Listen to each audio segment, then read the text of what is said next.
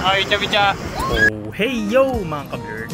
Today, samahan nyo kami in our first trip with my Jack family. This is gonna be our first out of town kasama ang buong pamilya ni baby girl. Usually kaming dalawa lang lagi ang lumalabas ng city. And as you can see, that's the reason why. Ang hirap kasi talagang bumiyahe.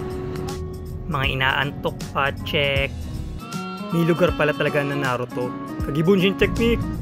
So, tatlo nga lang pala sa pamilya sila baby girl. So, sinama nila ako. Wala naman silang choice. Love nila ako eh. Hehehe. So, pinrivate nga pala namin yung bus. Ganyan kami kaangas. Joke lang yun syempre. So, matapos ang higit na 2 oras na biyahe, nakarating din kami sa aming paroroonan. Yun nga pala si Lola. Pinagamitan niya ng mahiwagang senior citizen card ang lahat ng bagay. Alam nyo bang nasa 20 kilos yung wheelchair na yan? Tamang-tama na rin sa pag-exercise ko. Dito nga pala kami sa Sunshine Hotel dito sa Chiba. Autumn na dito. Kung maalala kung totoo o fake. Trick or treat sila dito pero hindi sila namimigay ng candy. Sana ayuda na lang. Lahat nga pala ng gamit ko at ni baby girl ay nasa bag ko. Kaya ganyan siya kataba. Para akong pagong Ninja Turtles yarn. Mga gutom na kami pero bawal kumain dito sa waiting area. Ano ba naman yarn? Nahihiya si mamita na tumambay sa labas habang naka-wheelchair. Kaya kumuha rin si baby girl ng kanya. Siyempre, si Lola, kinausap na naman yung receptionist. Kaya yun, pinapunta kami sa isang private na lugar para doon daw kumain. O diba? Yan, dyan yun. Di ko na na-videohan, gutom na kami eh. At siyempre, hindi mawawala ang outfit check. Tignan nyo naman, ang dami kong bag dyan. Ang taba ng bag ko. Wow! Pinanggala ko nga pala ang aking bagong New Balance 1906R Licorice colorway, hindi cleat. They have a small golf course here. Yeah, golf course yan. Gusto daw ng mama niyang makakita ng dagat. Kaya yun, pinlaan na lang ang baby girl na makapunta kami dito. Alam nyo na, hindi natin alam ang takbo ng panahon. Pero sana, marami pa kaming ganitong klaseng mga gala sa mga susunod pang mga taon. After kasi ng mahabang panahon, ngayon lang sila ulit nagkaroon ng ganitong klaseng bonding. Ay, chabicha! Sobrang saya ko sa panahong ito, kasama nila ako, at saksi ako sa mga kasiyahang nangyayari sa buhay nila.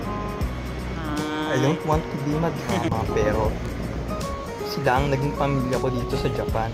Pamilyang mapagkakatiwalaan at masasandalan. Kita niyo yun?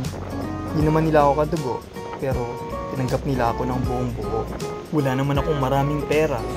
Hindi naman ako mayaman. Feeling ko, magandang lahi na lang talagang gusto sa akin ng mga to. Kidding aside.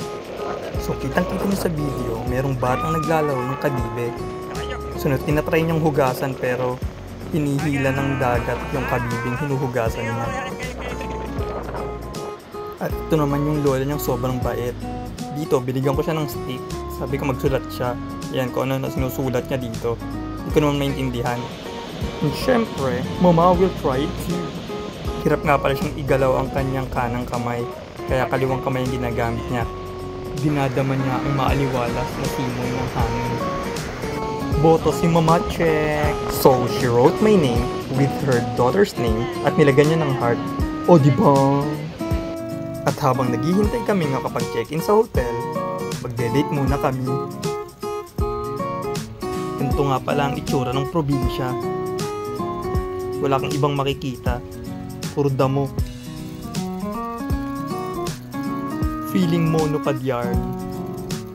O diba, kaming dalawa lang nga nandito.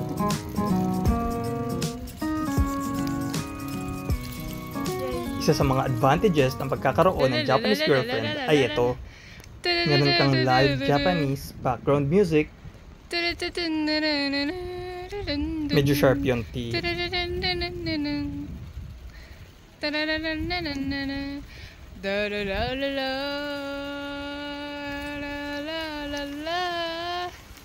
Yay! Oh, magche-check-in na kami. Abangan ng part 2. That's all for today. But the next time, ure! Shoo!